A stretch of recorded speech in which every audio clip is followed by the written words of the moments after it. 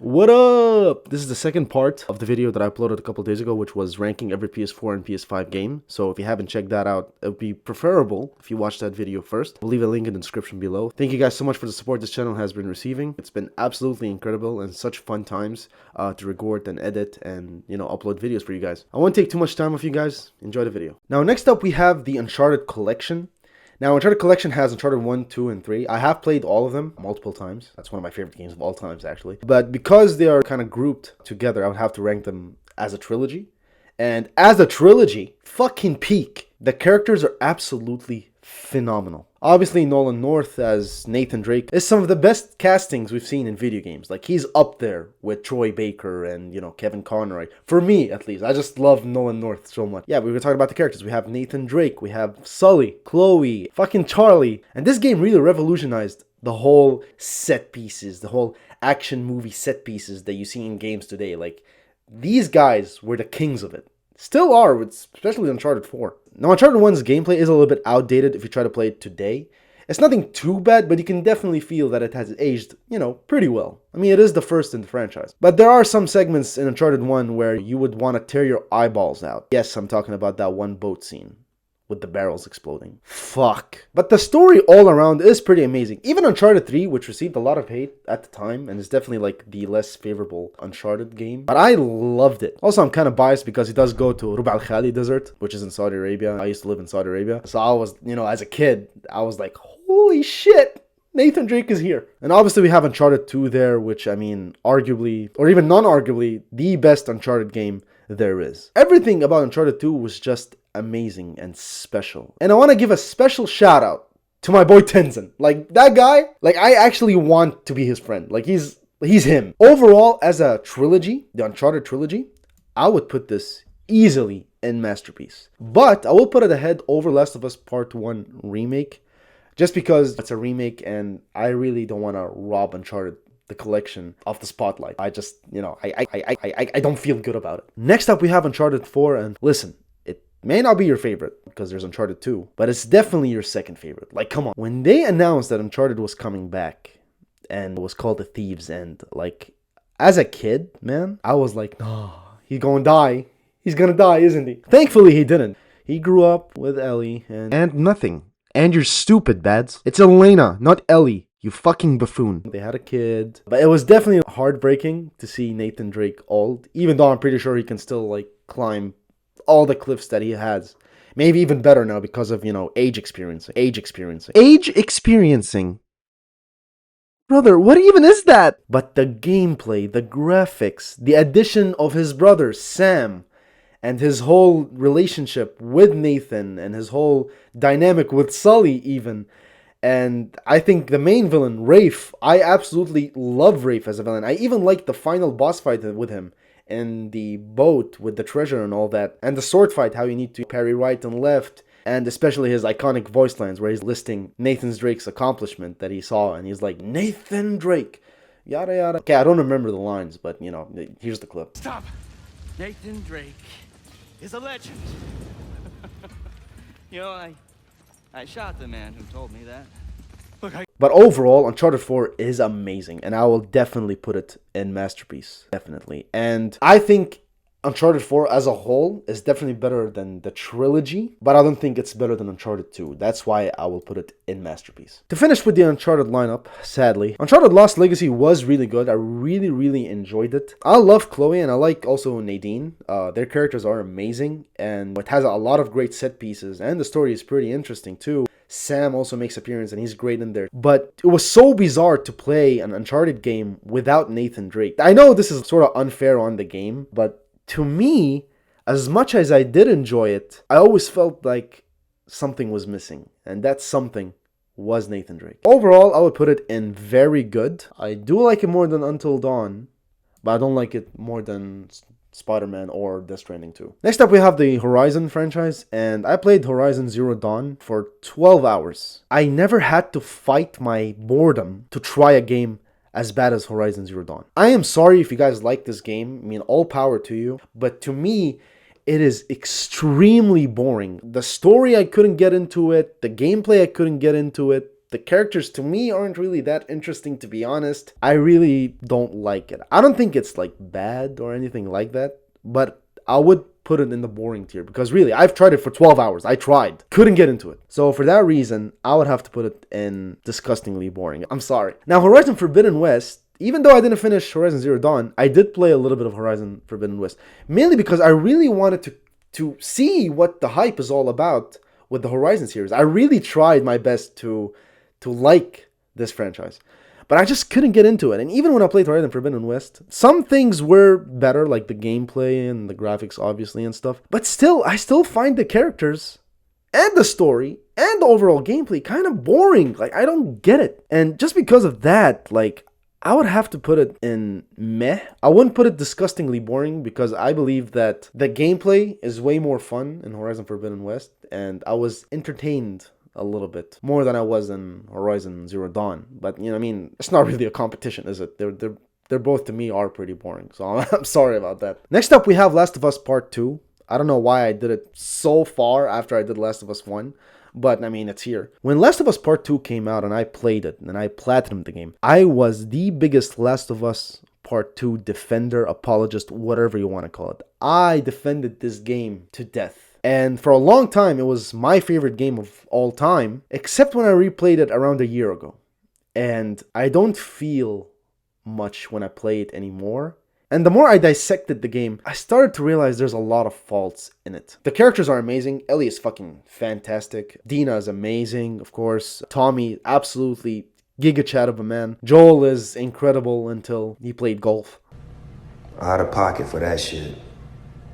Way out of pocket. What? Abby, fuck. My issue with the game, because this obviously is not gameplay, the gameplay is fucking amazing. Like, the gameplay is so fucking entertaining, and there's a lot of, you know, diverse ways you can go around and encounter and stuff, and it's fucking amazing. The graphics are incredible. The main issue I had was the pacing and Joel's death. I don't mind Joel dying. I mean, it is a harsh world where The Last of Us takes place, but the way he died was extremely disrespectful to such an iconic character. He couldn't even go out as like a hero, or he couldn't even go out as a sacrifice. Not even that, but like the way he went out was kind of the fuck. Especially at the beginning of the game, like the first 2 hours of the game or something. That was crazy. Like, it was definitely a shock factor, and I bawled my eyes out. And for a while, I'm like, oh my god, this is amazing and stuff, you know. Back when I was like, you know, an edgy 17-year-old kid.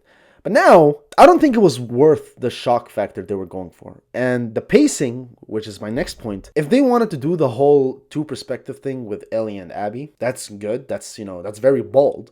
But it's good for the gaming industry. And also, it's a very unique idea. But I believe the way they did it was wrong. I mean, you get this momentum going through the Ellie storyline and you reach Seattle day 3. You're like, oh my gosh, this is amazing. You meet Abby at that movie theater and then, you know, they're both pointing the gun at each other or whatever. And then they snap you back to Seattle day 1 with Abby. And you also have to play another 15 hours or so segment of the game as Abby. And it's sort of like a restart, but it's not really great. I get that Naughty Dog wanted us to see both sides and feel for Abby a little bit, because Joel isn't a saint, obviously, and stuff. And Ellie isn't a saint, obviously. But the way they went about it, especially when they pasted the way they did, it was more of a tell, don't show kind of way, when they could have did it differently while still showing us what they wanted to show us. We gamers are not stupid. Like, don't tell us, but show us. And just when you think you've finished with the story, it's at its end, then it drags on for another 5 hours where you go to that Santa Bay area where you fight Abby in the river and stuff. Such a cool cinematic scene, great emotional fight, but it's just dragged on for too long. I still love The Last of Us Part 2. It's still one of my favorite games of all time, but I don't like it. I don't love it like I used to. And for that reason, I'm gonna have to put Last of Us Part 2 in the highest tier of very good. But I don't think it's a masterpiece. I'm just gonna put Astro's Playroom and Astro Bot in good. Actually, Astro Bot, I'll put it in at the end of very good. I just love the Astro games, and they're simple and like a platform game, and more of a trip down memory lane with, you know, Sony and PlayStation throughout the years. But they're very fun games, and they're nothing crazy or anything like that. But they're very enjoyable games, so I would put Astro's Playroom in good and Astro Bot in very good. Next up, we have Detroit Become Human, and I absolutely love this game. I'm currently 97%. I have one trophy left to get the platinum. The trophy I have left is Connor has to die at every possible moment. I know what happens when you go that route. Hank kills himself and Connor's a fucking devious motherfucker. And I just can't get myself to kill Hank. It's crazy, like, for a game to make me this invested, like, I can't even do an ending just because it's so sad and I have so much attachment to a character, says something. But yeah, the story is amazing. The characters are fantastic.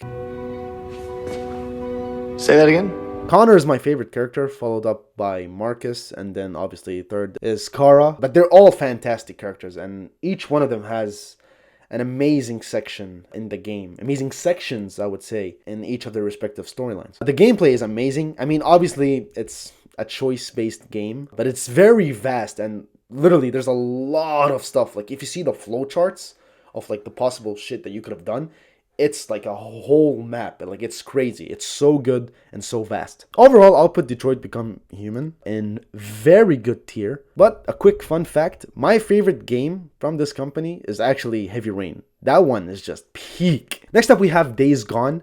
Now, I gotta be honest, I didn't play Days Gone the whole way through, and I have around 35 hours into the game. It's a very fun game, and the story looks very interesting. The gameplay is so well done. Also, I like how you need to fuel your bike, and you need to think whether you want to use your motorcycle right now or not. And I like the zombies, the infected, the characters. Deacon is a great character. To me, I sort of treat this game as Daryl Dixon, the game, because it literally, with the motorcycle, the zombies, and just the overall vibe of the world, it literally just reminds me of The Walking Dead with Daryl Dixon. But yeah, although I didn't finish it, and it is not really fair for me to judge, I just have to give it props because I do want another Days Gone franchise because the potential is absolutely incredible. I will put Days Gone in good, and I actually enjoyed it more than Second Son. I'm going to start with Ghost of Tsushima first, go in order here, and holy shit. Back in 2020, The Last of Us Part 2 was my game of the year. Now that I think about it, I so wanted Ghost of Tsushima to win. Like, it pains me. Jin Sakai has to be the manifestation of aura. Like, he is such an amazing character. I've seen a lot of complaints about how he's, like, dull and no personality, and I gotta say, are you fucking high? No, but seriously, like, I don't get how some people can, like, dislike him or say that he's a little bit dry. I mean, the guy is in the middle of a war, in the middle of an invasion. He's not gonna be all sunshine and rainbows. But like I was saying, the characters are amazing. Jin Sakai is obviously amazing, the fucking ghost. Lord Shimura is such an amazing character. Really, the dynamic between Jin Sakai and Lord Shimura is absolutely beautiful and heartbreaking and bittersweet. It's just perfect. Yuna's a great character, although I would have liked to see more from her. But she is a great character. Taka, rest in peace, my boy. And also the main villain, the Khan, was actually really menacing in my opinion. Like, he was a little bit of a wise ass, but it was very interesting. And just overall, man, the graphics are amazing. The gameplay, holy shit, the gameplay, absolutely amazing. The whole thing with the stances, the kunai, the smoke bombs, and then you unlock a bunch of abilities like the Way of the Flame, lightning strikes, and then you finally unlock the ghost stance, which, I mean, whoever did that, they need to give you a huge raise because that shit is fire! I ain't calming down no more. I'm thinking you trying to calm me down. The story is absolutely incredible. To me, the story is where this game peaks. Uber Eats is here. Ooh, I'll put it above Uncharted Collection. I just love Ghost of Tsushima so much. Last but not least, we have Ghost of Yotei, which, funny enough, is my first video on this channel. And I thought it would be, you know, a nice way to end this video. Ghost of Yotei is absolutely phenomenal. Graphics, again, are amazing. I mean, it's Sucker Punch. Atsu is a very great main protagonist. The Yotei 6 are also incredibly badass. I like how each one of them has their own traits, with the Kitsune being a shinobi, and, you know, the Oni is all about the fire and the flame and stuff like that. And it's just so cool. The combat is absolutely amazing, where instead of stances like you had in Ghost of Tsushima, You have different weapons, which is very fucking cool. My favorite weapon, apart from the dual katanas, obviously, is actually the Kushirigama, which is, you know, it's so fucking fun to play with and break shields with. And my favorite boss fight is actually the Kitsune. Like I said, I did a video on this as my first video on this channel. If you guys want to check that out, that'll be in the description below. But yeah, the main issue I had with this game is actually the story halfway through the game.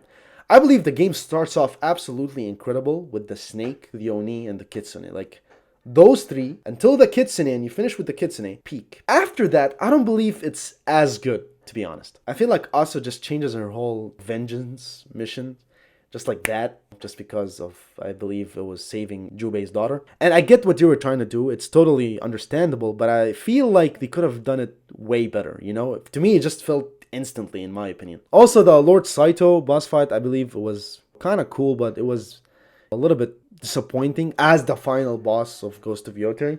But what I really loved about Ghost of Yotei, way more than I did in Ghost of Tsushima, is the side missions and the way you get so lost in the open world of Ghost of Yotei that I swear to God, I had like 60 hours and I'm still not even done with the Oni or the Kitsune. I just finished the snake. And that's because he's a tutorial. Like, really, the side missions are absolutely incredible. The open world is absolutely majestic. And they have one of the best side bosses, actually. Fucking Takizo. That guy is absolutely incredible. And he's such a fun, hard boss fight to play. And the whole setting where, you know, you're fighting him at the top of Mount Yotei with the snow and everything is just amazing. But overall, Ghost of Yotei is definitely a very good game, and I would say I enjoyed it more than Death Stranding, Until Dawn, Uncharted Lost Legacy, Death Stranding 2, but I didn't enjoy it as much as I did with Detroit Become Human. But this is my list. But that's it for me, guys. Thank you guys so much for watching this video. If you guys like this sort of content where I just sit down here, yap about a bunch of stuff, whether it's about video games, movies, TV shows, animes, etc., I would appreciate if you guys hit that subscribe button. We just hit 108 subscribers, I believe, today,